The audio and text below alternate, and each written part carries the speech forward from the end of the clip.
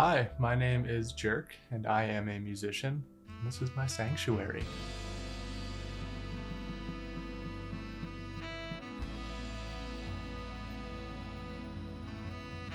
Yeah, this is the first space that has like truly been my own in my time.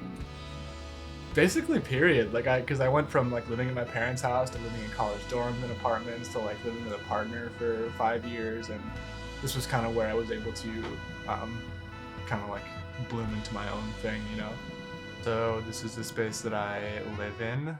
Also the space that I work in, both on my own and collaboratively. I produce and write music in here, and rehearse with my band and make videos with them and record them and things like that.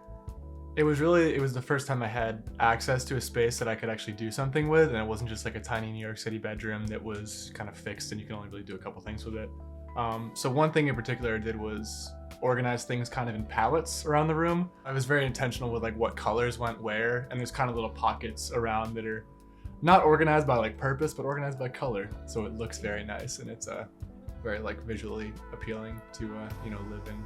As a creative person, organization is like very crucial, and being able to just like have the means to sit down and do what you do within like 5 minutes is like a make it or break it kind of a thing. Where if I had to like plug in all of this stuff and like route things and all that, I would never make anything.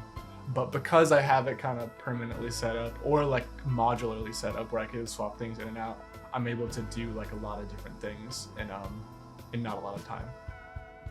I am very intentional with who I invite in here, and in general in my music career, very intentional in who I invite in to work with me. So it is people that I have a good personal relationship with and can gel on a very human level. That is kind of the base requirement, and music comes second to that. So my band had started rehearsing here because it was convenient. It was pretty central between where we all lived, and I had the capability to have drums and keys and bass and everything we can all play with headphones in, so it was very like minimal noise and free, so accessible for spending hours and hours working on stuff.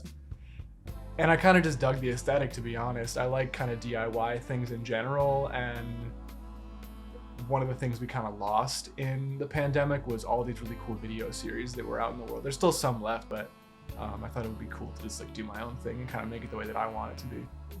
Well, I have to find a way for my life and creativity to coexist because there's like truly no separation in this. So it's like all about setting up boundaries to some extent, but also embracing kind of that messiness a little bit and finding what cool things come out of those kind of blurred lines, I guess.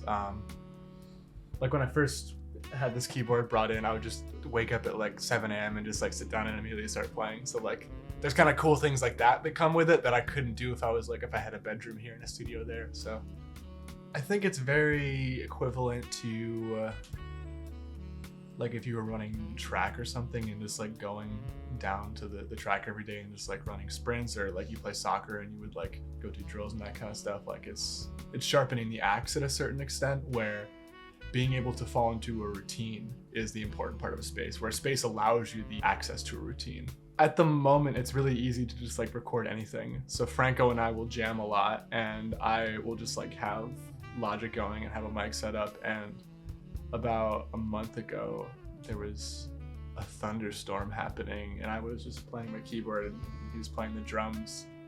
And it was a very like good improvisation in general. Like it was very fluid from end to end. And as the last chord was kind of like fading out, the sound of the rain and thunder just kind of faded in. Like it was like nature underscoring kind of what we were doing in here. It was very like magical. And then Joe and Emily and folks came in like 1 minute afterwards, so it was very like fleeting, but it was it felt very like it had to happen, I guess.